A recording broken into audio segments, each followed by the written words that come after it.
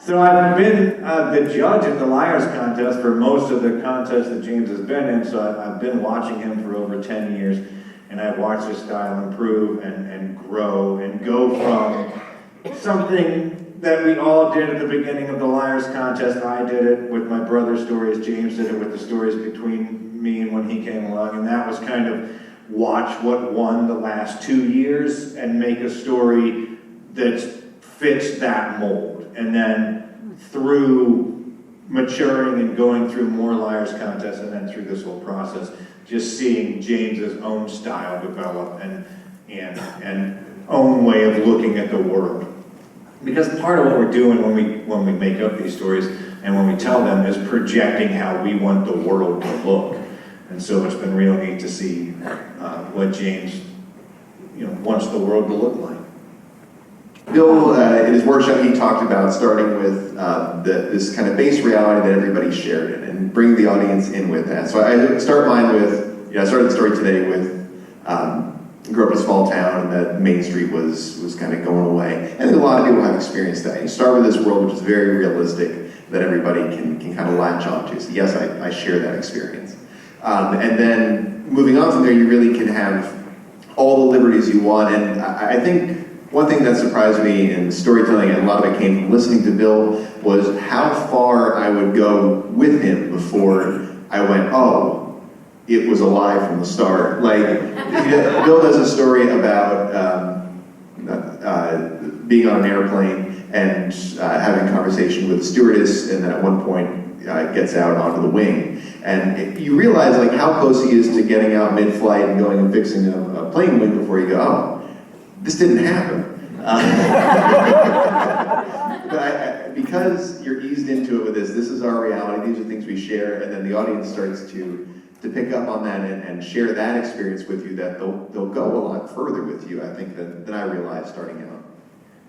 Yeah, I mean, I grew up in a family where everybody told stories all the time. That's how we communicated with one another. And we weren't telling jack tales, we weren't telling fairy tales. People would just Gross Papa would just tell us stories about how he grew up, and then all my uncles and aunts would chip in, and the cousins. And so it was just established very early on that you could say anything you wanted in a story, and it was up to the listener to decide what was true. So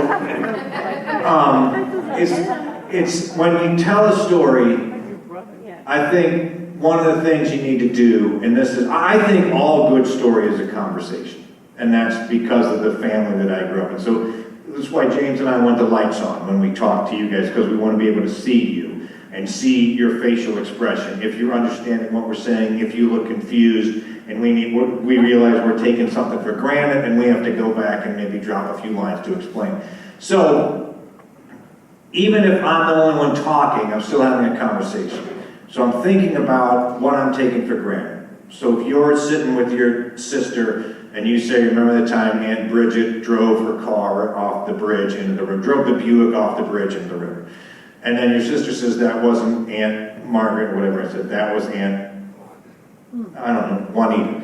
And then somebody else says, that wasn't a Buick, it was a Cadillac. And then your little niece says, which aunt is that? And so then you have to stop and explain that. So everybody's working together to tell one story.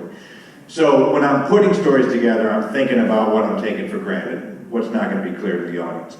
Then you have to know why you're telling the story and be confident in it. I think those are the two most important things. If you know what you're trying to say, you'll get there eventually, which I'm proving, I think, the opposite of right now. And, but if you're confident that it's good, then people are going to respond to that confidence. If you sound nervous or scared, then they're going to pick up on that and be nervous and scared with you.